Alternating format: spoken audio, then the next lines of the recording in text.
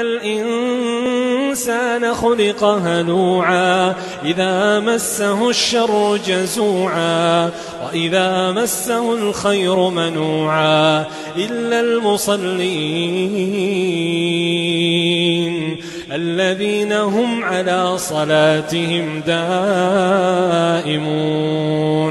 والذين في أموالهم حق معلوم للسائل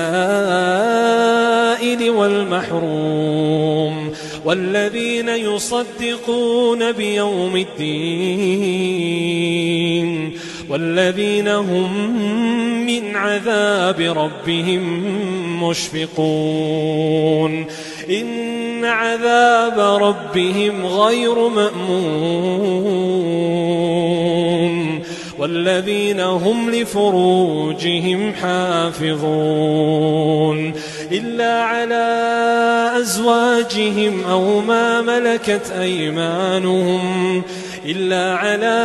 أزواجهم أو ما ملكت أيمانهم فإنهم غير ملومين فمن ابتغى وراء ذلك فأولئك هم العادون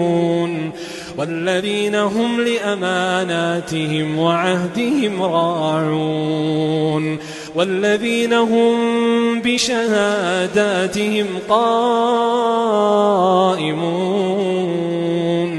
والذين هم على صلاتهم يحافظون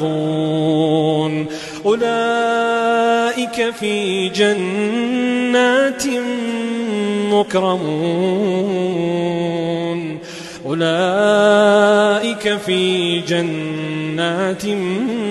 مكرمون